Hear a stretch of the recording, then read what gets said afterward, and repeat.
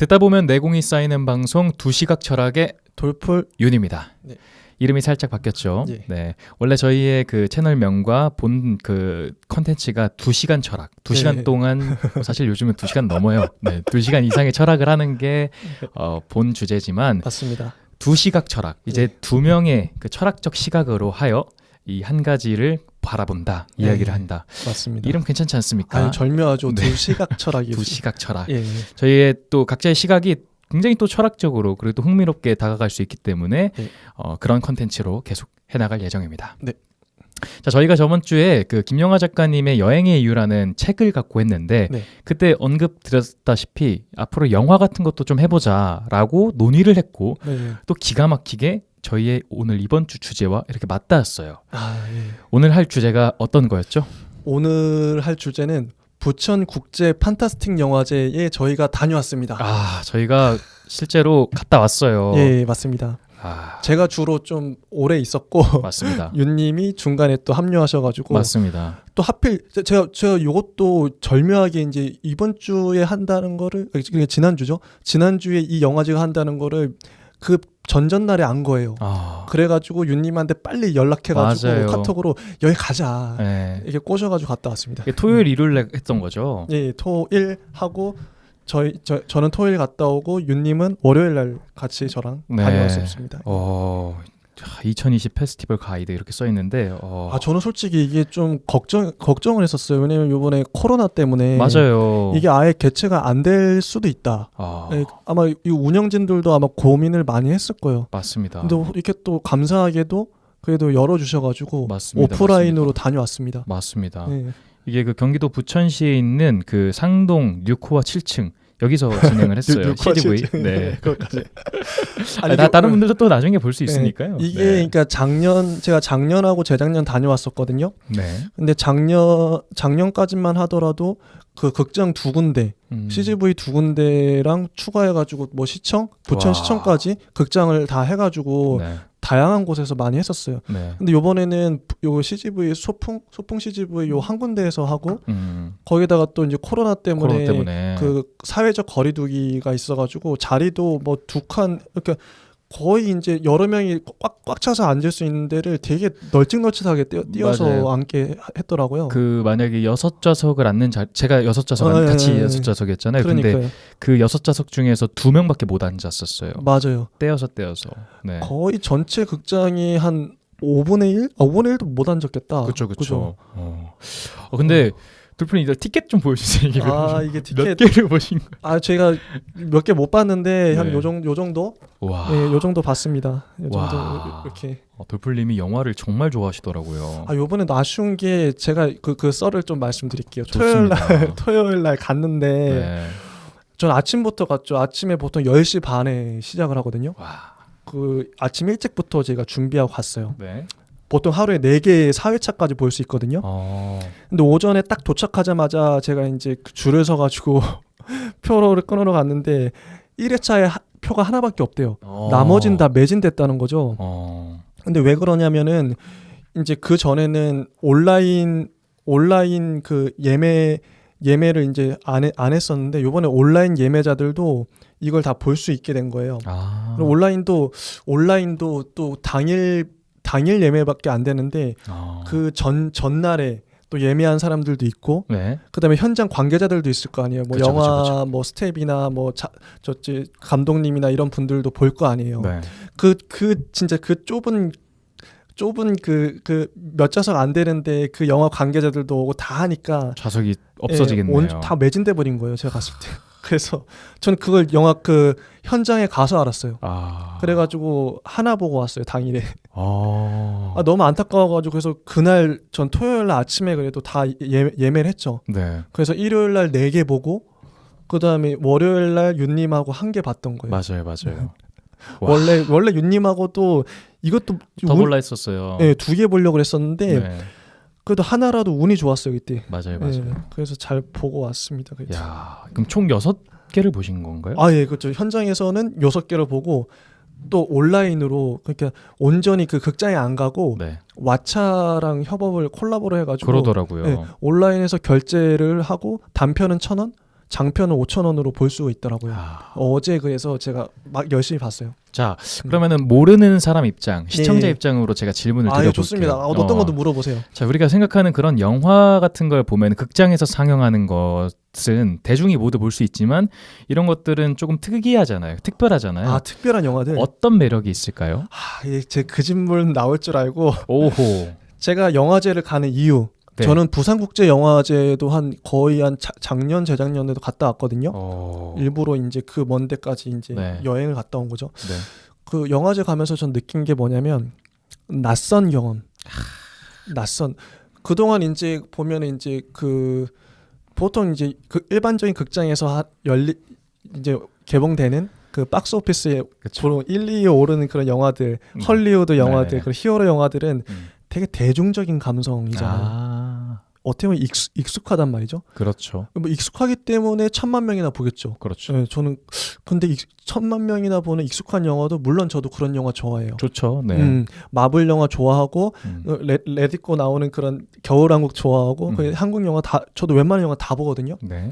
그런 영화도 좋지만 그런 거 말고 좀 낯선 감성의 영화들을 영화제에 가면 볼 수가 있어요. 그러니까 이런 전개 되게 독특한데 보통 영화는 이런 식으로 전개가 안 되는데 이런 되게 좀 센 영화들도 있거든요. 특히 부천 영화 국제 판타스틱 영화제 장점이라 그러면은 뭐랄까 공포 영화 그리고 SF 그리고 뭔가 좀 되게 좀 색깔이 있는 영화들 말고도 판타스틱한 영화들이 많이 나와요. 그래서 저는 요번에도 좀 되게 독특한 감성들을 많이 느꼈어요. 네. 어떻게 보면 이질적인 감성을 이제 흡수했다고 할 수 있는데 그래서 이런 감성들을 전 되게 즐기는 편이에요. 그러면 이제 이게 국제영화제 같은 게 다양한 이름으로 존재하잖아요. 그럼 이게 각자 다른 그 지역을 통해서 뭐 다른 행사를 통해서 뭐 1년에 한 번씩 개최하는 건가요? 보통 그렇죠. 전주에도 영화제가 하고요. 그런 식으로 하는 거죠. 부천, 부산 이런 데가 유명하죠. 그럼 부산하고 다녀오신 결과 그 각자 지역마다 좀 다르죠. 다르군요. 색깔이 전 부산하고 부천만 경험해 보긴 했는데 부천 같은 경우에는 특히 장르 영화들 우리 장르라고 하는 공포물이라든지 뭐 SF 아니면 뭐 추리물 뭐 그런 거 위주로 이제 장르에 특화된 영화들이 많이 개봉을 하고요. 그다음에 부산 같은 경우에는 진짜 말 그대로 좀 부산은 좀 세계적인 그죠. 우리나라에서 좀 가장 큰 맞아요. 권위가 있는 영화제잖아요. 거의 부산에는 다양한 장르가 다 있긴 한데 좀 작품성 있는 우리가 말하는 예술 영화 그런 영화들이 많이 좀 상영을 하더라고요. 개인적으로는 부산에서는 솔직히 랜덤으로 보는 거라서 가서 그냥 좀 자리에 있는 거 보거든요 보통. 근데 부산에서 좀 실패한 경험이 많이 있어가지고. 그래요? 네, 봤는데 좀 제 입장에서는 좀 지루하기도 하고 물론 그런 것도 독특한 영화적 경험이긴 한데. 그렇죠. 근데 그래서 전 나름 부천 국제 판타스틱 영화제가 더 재밌었어요. 아니 그러면 영화제를 직접 가서 보면은 마지막에 그 관객 인사를 하나요? 그 GV라고 하는데 GV요? GV가 있는 그 시간대가 따로 있어요. 근데 그런 거 위주로 찾아다니는 분도 있겠죠. 감독을 보고 싶어, 뭐 배우가 보고 싶어. 근데 영화에 대한 이해가 더 깊어지는 건 사실이에요. 확실히 영화제의 매력 중에 하나가 실제 감독의 얘기를 듣는 그런 시간이지 않을까? 질의응답하는 시간도 많이 있고 재밌어요. 그래서. 그렇죠. 훌륭한 작품일수록 그거에 대한 해석의 여지가 많이 남기 때문에. 그렇죠. 감독의 얘기를 들으면 직접적으로 이해가 되거든요. 그렇죠. 재밌네요. 그럼 돌플님께서는 이번에 부천 영화제에서 금요일부터 토요일부터죠? 토요일부터 월요일까지 보는 건데 어떤 작품 보셨나요? 좀 기억에 남는 거 좀 말씀드릴까요? 네. 안 그래도 그 영화 얘기를 좀 해보고 싶었어요. 네, 좋아요. 영화제니까 영화 얘기를 해야 됩니다. 네. 단편 영화도 봤었고. 단편은 보통 몇 분 정도 하나요? 단편이 이게 되게 짧은 거는 5분?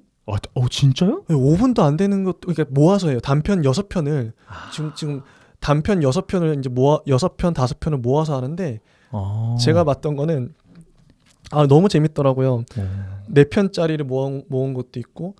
근데 좀 기억에 나는 거 잠깐 얘기해 보면 그 픽션들이라고 한국 감독이 만든 단편이 있어요. 네. 그 스토리가 어떤 거냐면 자기가 이제 그 실제 감독의 얘기를 영화로 만든 것 같아요. 자기가 이제 깐느 영화제에 도전을 했는데 매번 떨어진 거예요. 평론가 실제 그 영화 감독이 나오고 또 평론가도 나와요. 평론가가 너 영화는 도저히 못 봐주겠다.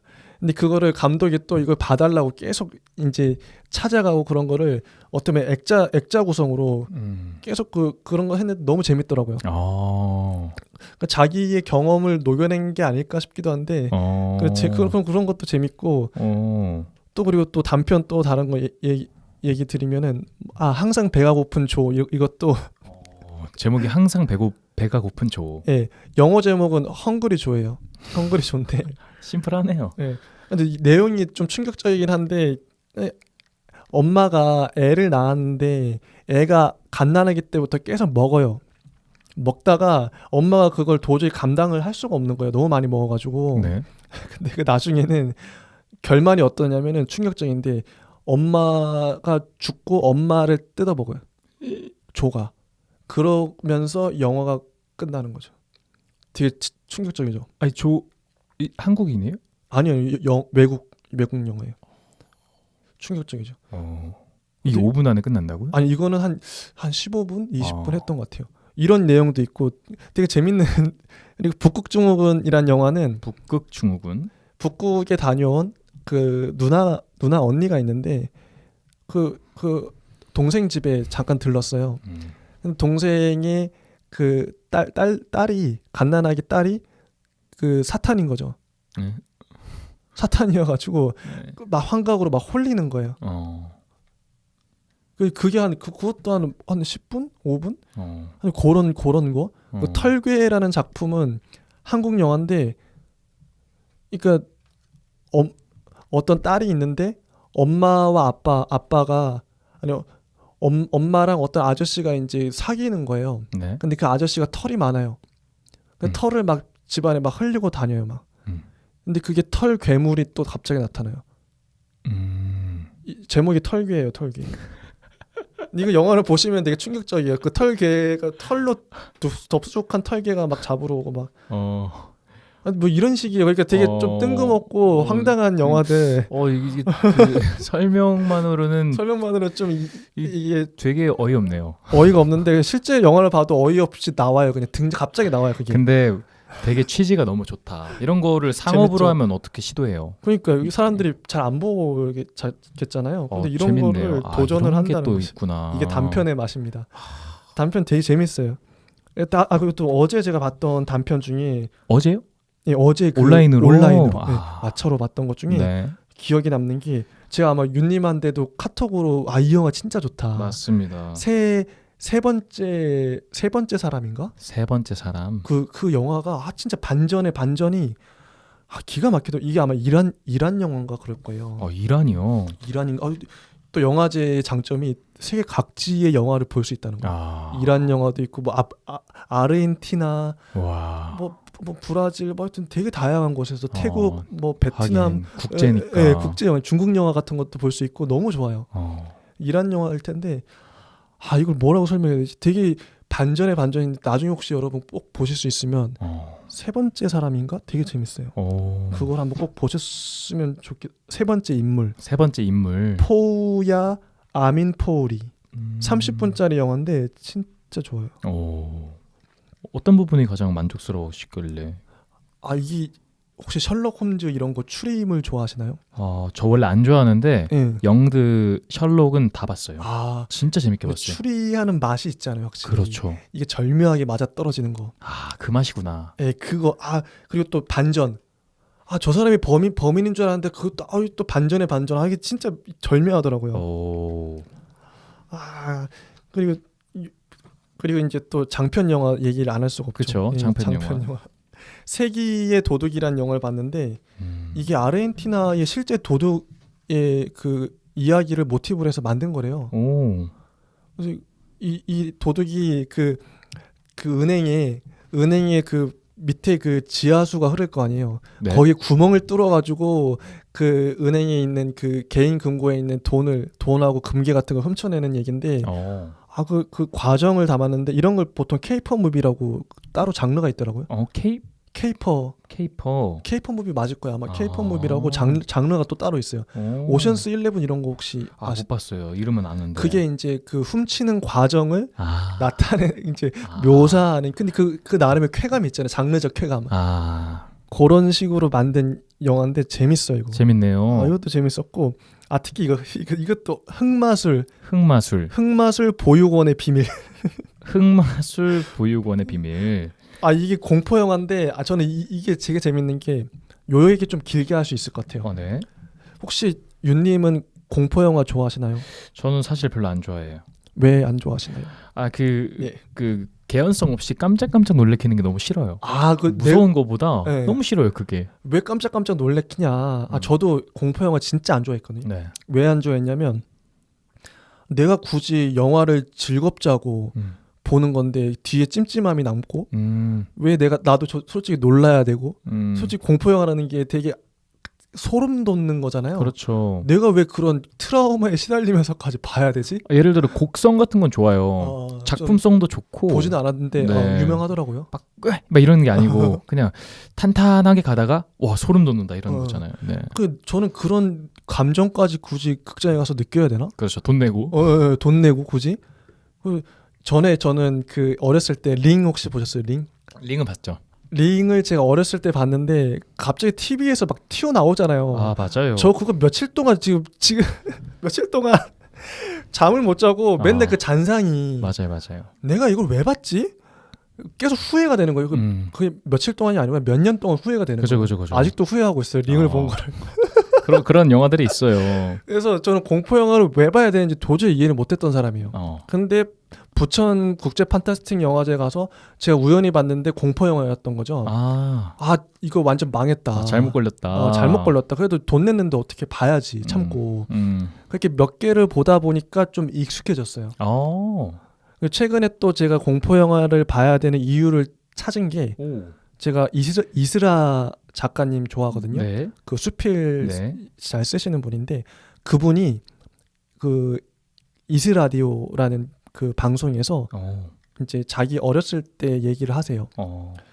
어렸을 때 보통 이제 아이들이 그 세계 뭐 불가사의나 이런 그런 책들 좋아하잖아요. 네. 무서운 책들 같은 거 귀신 나오는 거. 네. 근데 아이들이 그걸 즐기고 그 즐기면서 유익이 있다. 그 말하시는 게 아이들이 나중에 성인이 됐을 때 혹시 그런 비슷한 경험을 할 수도 있잖아요. 공포스러운. 그러니까 우리가 실제로 절벽에서 떨어지지는 않지만 절벽에 떨어지는 걸 상상할 수 있잖아요. 그런 책을 읽거나 영화를 봄으로써. 그래서 담력을 키워주는 거다. 이미 그런 상황이 왔을 때를 대비할 수 있게 해준다. 근데 그 말이 맞더라고요. 우리가 실제로 공포 영화 같은 거 보면 귀신이 막 튀어나오고 막 사고를 당하잖아요. 되게 끔찍하게 죽기도 하고. 근데 맞아요. 그거를 우리가 미리 본 사람이 있다고 치고 미리 본 사람이 있고 또 한 사람은 그런 걸 미리 안 봤어요. 아무것도. 근데 갑자기 교통사고가 당했어요. 두 사람이 똑같이. 그럼 미리 본 사람은 좀 더 그 충격에 자기가 심적으로나 이미지적으로 대비를 할 수 있겠죠. 충분히 그래서 공포 영화가 그래서 가치가 있구나. 그럴 수도 있겠네요. 그죠. 저는 이미 이제 영화에서 요번에도 막 사람 목 잘려나가고 막 피가 쏟고 막 팔이 잘리고 막 난리가 나는 거 막 다양한 방법으로 사람을 죽이거든요. 특히 흑마술 여기 지금 이제 흑마술 얘기를 할 텐데 여기도 정말 다양한 방법으로 사람을 죽일 수 있고 막 피가 나오고 막 난리가 나요 지금. 근데 그거는 실제가 아니죠. 그렇죠. 사람들은 공포 영화를 깔깔깔 웃으면서 본단 말이에요. 그래서 이게 가짜고 꾸며진 상황인 걸 알고 있어요. 이미 전제하고 있는 상황에서 어떻게 보면은 지금 방금 말했던 그런 공포 영화의 유익도 있지만 또 하나는 이게 가짜라는 거. 이미 가짜인 걸 알아요. 다 스튜디오에서 사람들이 분장을 통해서 저 사람 좀 분장이 어색한 것 같아. 연기가 어색한 것 같아. 저런 식으로 다양하게 사람이 이제 좀 고통당하고 죽어나가는구나. 그 상황 자체를 대리만족? 어쩌면 내가 실제로 사람을 죽일 수는 없지만 그렇게 되면 윤리적으로도 그렇고 사회적으로 문제가 되잖아요. 그렇죠. 근데 공포 영화는 경험을 대리적으로 경험을 함으로써 어떻게 보면 카타르시스를 느낀단 말이에요. 그런 또 유익이 있는 것 같아요. 그럴 수 있죠. 네. 그래서 우리 안에 있는 감정이니까. 네. 그러니까 그리고 또 공포 영화가 또 재밌는 게 공포 영화는 무조건 그냥 아무 개연성 없이 무섭게만 하는 게 아니라 어떤 사회 문제를 반드시 건드려요. 오. 예를 들면 여고괴담 같은 경우에는 그 교육의 문제, 우리나라의 맞네요. 부당한 교육, 맞네요. 그런 현실들을 건드리기도 하고, 지금 흑마술 보육원의 비밀도 그 나중에 이제 반전이기도 한데 그 원장이 그 어렸을 때 그 여자 아이들을 성추행한 거예요. 그래서 원장에 대한 복수심. 그래서 그 원장이 또 그 보모와 그 아이들을 죽여요. 보모를 또 죽여서 그 건물에다 묻어버려요. 교실에다. 그래서 그 보모의 딸이 또 복수를 하려고 흑마술을 익히고 어떤 그런 거거든요. 지금 근데 우리나라의 귀신들도 보면은 그냥 귀신 자체는 무서운데 귀신의 사연이 있잖아요. 그죠. 복수가 중요한 테마란 말이죠. 그죠. 네, 한이 있어서 원기. 그죠. 한이 있어서 그 원기가 된단 말이죠. 그 귀신 자체는 정당한 거예요. 그렇죠. 네, 그 복수도 정당한 복수란 말이죠. 그래서 사람들이 더 감정 이입을 하게 되고 귀신이 안 됐다. 네. 그래서 저도 공포 영화의 의미가 그 다양한 맥락들이 있구나. 그런 것 같아요. 그죠, 괜찮죠. 들어보니까 어떤 생각이 드냐면 말씀하신 것도 약간 정리되는 측면에서 하나는 우리 안에 있는 우리가 흔히 말하는 악한 감정이라고 하는 그 분출되지 못하는 감정을 대리만족시켜줌으로써 그거를 좀 분출시켜주는 역할도 있는 것 같고. 맞습니다. 그거 맞습니다. 그리고 뭐 대표적으로 아까 말씀하셨던 긍정적 트라우마 각인 같아요. 그거 맞아요. 그거 확실히 맞아요. 예를 들어 옥상에서 떨어지는 영상을 보면은 이후에 내가 옥상 갈 때 조심해야지라고 하면서 그것도 있고, 네, 그런 게 되고 사고를 예방하는 것도 있고, 실제 어떤 잔인하거나 끔찍한 사건이 났을 때 그거를 이제 이미 저는 이미지적으로 우리는 트레이닝을 했을 거 아니에요. 이제 공포 영화를 보면서 좀 예방이 되는 거죠. 맞아요. 그리고 세 번째가 제일 말씀하신 거에 가장 핵심인 것 같은데 그 사회적 문제 인식을 반영시킨다 했잖아요. 맞아요. 그 인간의 가장 극대화된 공포로 가장 극한의 공포심으로 그거를 응징하려 한다. 맞아요. 그런 거랑 귀신이라는 우리가 동조하기 힘든 존재와도 감정이입을 함으로써 인간성에 대한 또 향상도 있는 것 같아요. 얘에 대한 존재도 우리가 존중해주고. 맞아요. 공포 영화 유익이 많죠. 이렇게 보니까 또 보고 싶어지지 않나요? 그러네요. 공포 영화 괜찮은데? 괜찮죠. 저는 이런 맥락에서 공포 영화를 보는 거예요. 이 맥락이면 진짜 다를 것 같아요. 그죠. 이런 걸 갖고 보는 건 볼 수 있죠. 괜찮아요. 네, 좋은 것 같아요. 이제 또 다음 주, 요번 주 벌써 개봉했겠구나. 그 부산행 속편인가 프리퀄인가 속편으로 반도가 이제 개봉을 했는데 그것도 이제 어떻게 보면 공포 영화죠. 그렇죠. 좀비가 막 출몰하고, 근데 좀비도 그냥 나온 게 아니라 그것도 어떻게 보면 은유로서 나온 거잖아요. 어떻게 보면 인간 사회에 재밌다. 어떻게 보면 절묘한 은유로서 그것도 저도 한번 꼭 볼 건데 재밌을 것 같아요. 맞아요. 이게 시사하는 바가 많은 게 예를 들어 좀비물이 이전부터 많이 나왔었지만 많죠. 저는 코로나 바이러스 터졌었을 때 좀비물이 생각이 나더라고요. 딱 누구나 생각했을 거야 아마. 공포 영화가 시사하는 바가 많이 있네요. 지금 이 시대 자체가 공포스럽기도 하죠. 그렇죠. 다 마스크 쓰고 다니고. 맞아요. 사람에 대한 공포. 그리고 또 공포 영화가 그런 것도 있다고 하더라고요. 백인들의 어떤 공포, 그리고 중산층의 공포, 그런 것들을 다 드러내는 거라고.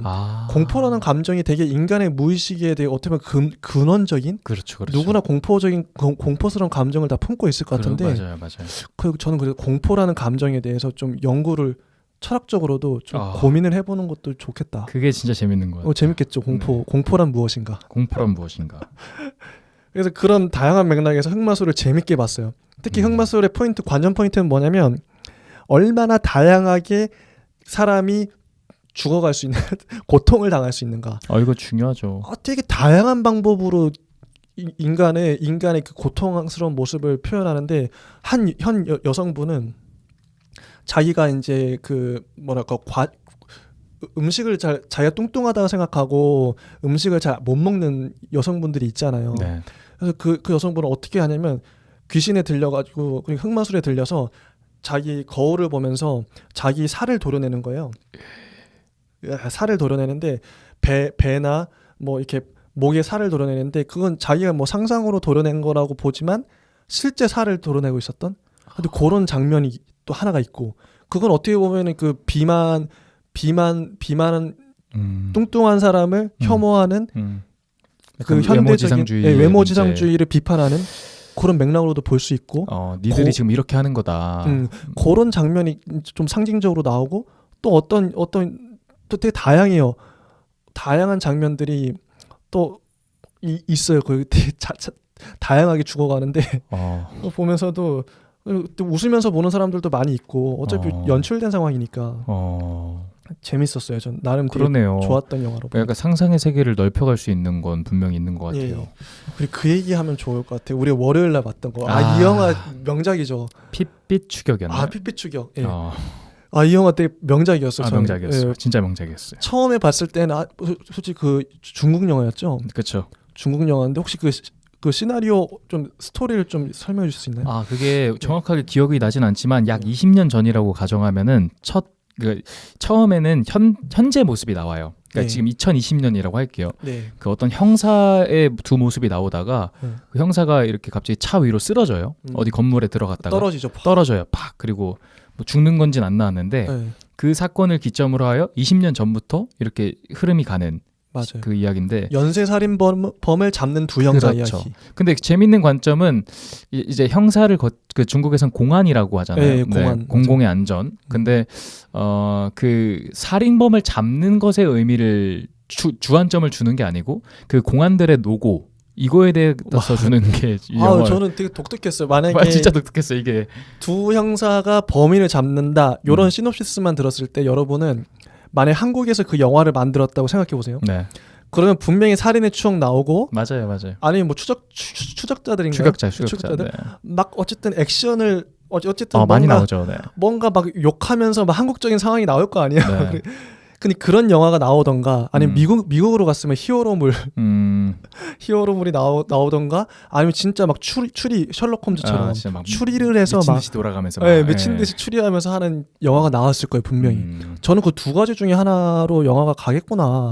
이거 뻔하겠네 이렇게 생각했는데 맞아요. 이건 제 3의 길로 갔어요. 맞아요. 전혀 한국이나 미국에서는 이렇게 안 만들어요 영화를. 맞아요. 그래서 진짜 중국스럽다 생각했어요. 그러니까. 좋은 점으로. 그러니까. 좋은 측면에서 중국스럽다. 영화가 형사물인데 이렇게 나오네. 범인을 잡는 게 핵심이 아니에요. 맞아요. 그러니까 그게 중요해요. 범인이 그러니까 되게 어떻게 보면 되게 현실적이죠 영화가. 뭐 줄거리 아주 1분 안에 끝내드리면 A라는 형사가 있는데 이 A라는 형사는 좀 그냥 뭐 낙천적인 사람 A예요. 그리고 B라는 형사가 있는데 이 사람은 굉장히 냉소적인 B예요. 근데 이 B 어떤 연쇄살인마 그 지역에 연쇄살인마가 있는데 그 B라는 형사의 여동생이 이 연쇄살인마한테 죽어요. 맞아요. 그래가지고 A와 B와 둘 다 사이가 안 좋지만 이 연쇄살인마를 잡아가는 과정이 잡혀요. 맞아요. 근데 처음에는 사이가 안 좋았지만 서로 협심을 하면서 막 나아가다가 그 A라는 그 긍정적인 사람이 문제가 조금씩 생겨요. 자기 가정사던가 개인적 문제.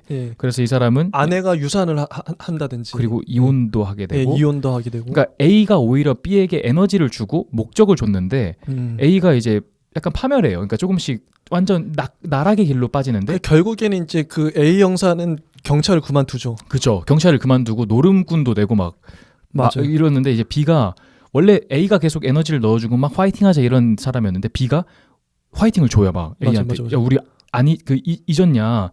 우리의 추억이 담겨 있지 않냐 이러면서. 맞아. 잡아야지. 근데 그게 진짜 생각이 났어요. 그 지점들. 근데 그러다가 스포일러 해도 괜찮은 거죠? 괜찮죠 이거. 그 아까 처음에 말했었던 20년 후 2020년이라고 하는 그 과정에서 그 떨어진 형사가 B예요. B가 죽어요. 맞아. B가 죽어버렸어요. 차에 떨어져서 죽는데 A라는 그 전 형사이자 놀이꾼이 이제 그 사람의 그런 뭐 마지막 장례를 좀 살펴주고 이런 식의 영화. 그 형사가 잡는 게 아니라 보통 영화라 그러면은 그렇게 A라는 형사가 노름도 하고 막 하다가 다시 돌아와야 되잖아요, 경찰로. 아, 그 지점이에요. 돌아와야 맞아. 되는데 안 돌아와. 그냥 그렇게 돌아와요. 살아요. 그래 평생 그렇게 아저씨 할아버지가 돼버려요, 그냥. 맞아요. 이게 뭐지? 그게 진짜 되게 당황스럽더라고요. 오. 아, 그 현실적이기도 현실적이죠. 하고. 맞아요, 네. 맞아요. 그리고 B라는 형사도 결국엔 그 사람을 그 범죄자를 찾아가서 잡는 것도 아니고 그냥 범죄자한테 뭐 당해가지고 죽어버려요, 그냥. 그렇죠. 아니 뭐지? 근데 범인은 결국엔 좀 어떻게 보면 되게 싱겁게 잡히고 엄청 싱겁게 잡혀요. 네, 싱겁게 잡혀버렸어요. 그러니까 이게 아예 목적이 다른 것 같아요. 저희 철학에서 이야기하는 목적론이 다른 게 네, 달라요. 보통 그런 형사 영화던가 봐보면 범인을 잡는 게 제 1의 목적인데 맞아, 그게 목적. 그 쾌감이 있죠. 그쵸. 근데 이 영화는 범인을 잡는 거는 수단이고 맞아. 목적은 공안의 희생. 아, 희생. 맞아. 희생. 그 얼마나 숭고한가. 형사들의 희생. 아, 형사들이 네. 얼마나 불쌍한가. 그래서 그 안타까운가. 범인 잡는 게 수단이기에 그렇게 중요하게 나오질 않아요. 네, 그러니까요. 네, 되게 인상 깊었습니다. 아, 근데 자꾸 맴돌더라고요. 네, 좀 뭔가 잔상이 남아요. 좀 독특해서. 그러니까 진짜 독특했어요. 그리고 제가 그래서 낯선 경험이라고. 그 중국의 색감을 정말 잘 입힌 것 같아요. 아, 그죠. 그 도시의 배경이 실제 나오는데 아, 실제 중국이 저렇게 생겼구나. 맞아요. 영화가 어떻게 보면 다큐멘터리처럼 느껴지기도 하고. 정말 맞아요. 그래서 다큐 같죠, 느낌이. 정말 실제 인물 같고 네. 잘 만든 것 같아요. 저도 그런 맥락에서 잘 만들었다. 한국에도 저런 게 있으면 좋겠다. 이런 아, 생각이 드는 작품인 것 같아요. 맞아요. 전 특히 기억나는 장면이 그 B 형사가 네. 그 A 형사가 떠나갈 때 그 막 술 주정 하면서 막 혼자 걸어갈 때 혼자 막 오열하잖아요. 막 울잖아요. 아, 저 사람이 저렇게 타락했구나 울잖아요. 막 기억나시죠? 엄청 오열을 하는데 원래 그 A 형사가 아니 B 형사가 되게 무뚝뚝하거든요. 진짜 웃는 적도 없고. 되게 무뚝뚝해요. 근데 그 장면에서 특히 오열을 해요.